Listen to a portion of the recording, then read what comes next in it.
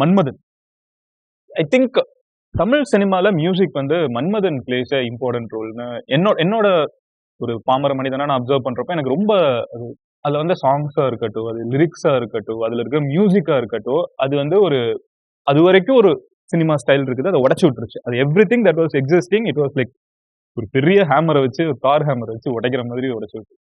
How was the experience? And அந்த இடத்துல இருந்து தான் வந்து சிம்பு அண்ட் யுவன் அப்படிங்கிற ஒரு காம்பினேஷன் வந்து இவங்க 2 பேர் சேர்ந்தா ஏதோ பண்ண போறாங்க, வெடிக்க போகுது எல்லாங்கிறது வந்து அங்க இருந்து வர்றது தான் வந்து கண்டினியூ ஆகுது. ஸோ அந்த எக்ஸ்பீரியன்ஸ்.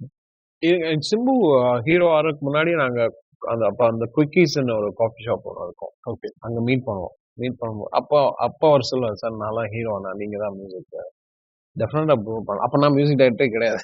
அப்போ நீங்க சார்ன்னு தான் நான் பேசிட்டு இருந்தேன். சும்மா சார், ஓகே. S A R sir. ஓ சார்.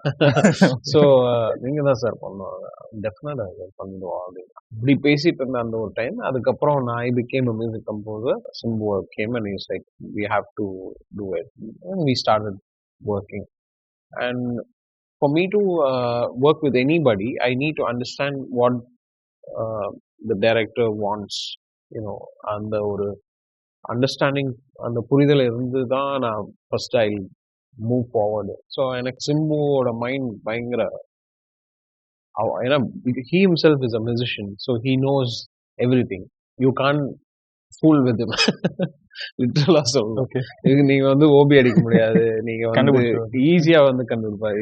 இதெல்லாம் சரியில்லை, இந்த பிட்டே சரியில்லை, இதை மாத்துங்க, கிளியரா பண்ணுவார்.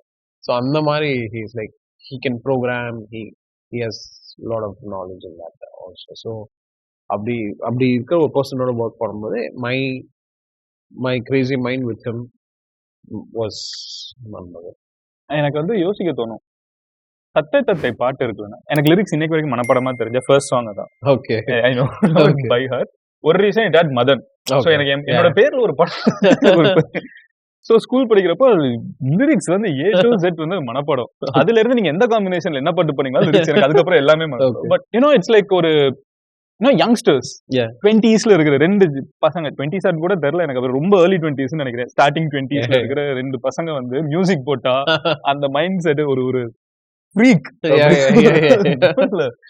சோ அதெல்லாம் பண்றப்போ இந்த பஞ்சாயத்துல ஏதாவது வந்துச்சுன்னா எப்படி நீங்க 2 பேர் பேசிட்டீங்க? இப்போ நாங்க ஜாலியா தான் பண்ணுவோம், எல்லாமே ஜாலியா தான். லூசு பெண் எல்லாம் பண்ணும்போது கூட we were like having fun basically. So ஸ்டுடியோல அங்க ஒரு பில்லோ இருக்கும், பெட்ஷீட் இருக்கும். கரெக்டா வருவாரு சிம்பு, அங்க வந்து படுத்துருவாரு. நான் பாட்டுல ப்ரோக்ராம் பண்ணிட்டு என் மைண்ட்ல நான் நினைச்சுப்பேன், இந்த மியூசிக்ல அவர் எந்திரிக்கணும் அப்படின்னு கரெக்டா போட்டு அப்படியே இனியா இது இப்படிதான் we keep playing. ஸோ வைல்டா இருக்கும். எனக்கு ஒரு பயங்கர ஆசையா இருக்குது என்னன்னா, இது எல்லாத்தையும் vlog-ஆ எடுத்து எங்கேயாவது போடணும். very crazy, seriously. Literally I used to live in the studio basically. வீட்டுக்கு போயிட்டு குளிச்சுட்டு வர்றதுக்கு மட்டும் தான் time. Day and night it was like non-stop. So Manmadhan வரப்போ you had a studio. கலசால நம்ம. ஸோ அதுக்கு முன்னாடி வந்து எப்படி வந்து உங்களோட ஓன் ஸ்டுடியோ வெளியே போகணும், வீட்டில் நான் இங்க பண்றது போதும், ஐம் கோயிங் டு ஸ்டுடியோ அப்படிங்கிறது இடம் அமைகிறது அவ்வளோதான்.